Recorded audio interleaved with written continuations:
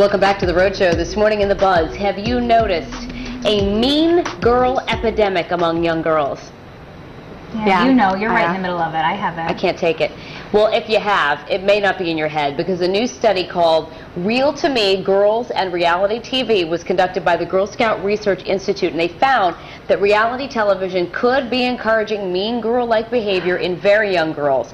More than 1,000 girls ages 11 to 17 were surveyed, and 86% believe that reality shows pit girls against one another to make the shows more interesting. All right, we know that. Here's another disturbing stat. 73% of girls believe that the shows make people think that fighting is a normal part of a romantic relationship. On top of that, 70% of the young females surveyed thought that reality shows make people think it's okay to treat others badly. And reality watchers in the study agreed with the statement.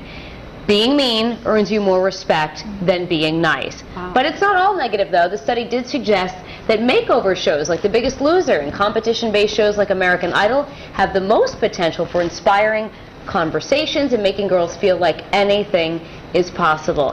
And that's the thing. I mean, we're talking about a wide range of feelings here, and the way that a girl should feel. It's kind of like conflicting, don't you think? Well, I mean, you've got daughters. Yeah. And your oldest is of this age where she's probably very influenced by what she's watching on TV. And I just think that maybe parents have to have a conversation with their daughters and their kids and say reality TV isn't necessarily reality. Right. Yeah. And I have told them that what you see isn't always exactly how it would play out. That some of it's scripted, some of it's, you know, prompted along. And we know that because we didn't grow up watching reality TV. We watch it for entertainment. We know, you don't normally throw juice in someone's face or whatever they do on those shows that's so dramatic. But people think it's normal that you have these huge fights in public and you embarrass other girls, you talk behind their back, and it is really sad. I would hate to be a young girl today. Well, you think about the shows of yesteryear, right, with that sort of gave you a false image in the other direction, where everything is perfect and the husband comes home and here's your martini. And it's like, you know what I mean? Like, both things obviously are not true. That's not necessarily true, and but I think it's almost better to have that false sense of perfection than to have the other way, because it's sad. Like, you're watching stuff on TV sometimes, I think, this is really sad. It's not really entertaining. So where do you draw the line with your daughters and your kids? Where do you say, like, okay, you can watch this show, but not this show?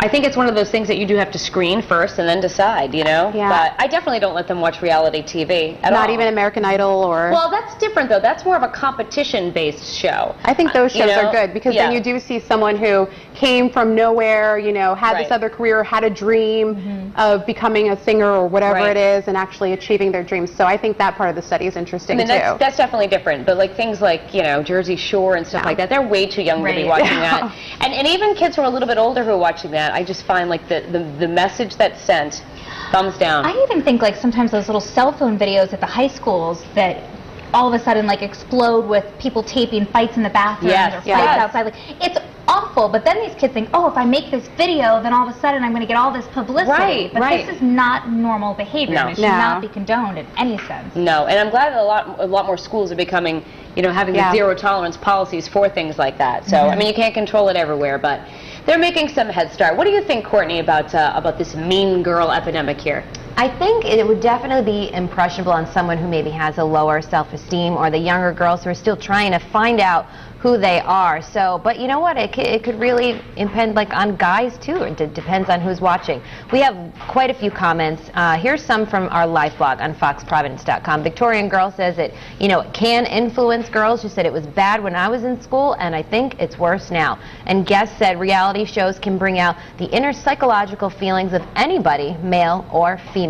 So let's take a look at the poll that we have posted on our website today, and we're asking, do you think reality TV encourages mean girl behavior? A, yes, it normalizes the behavior for girls, or B, no, TV can't change a person's behavior.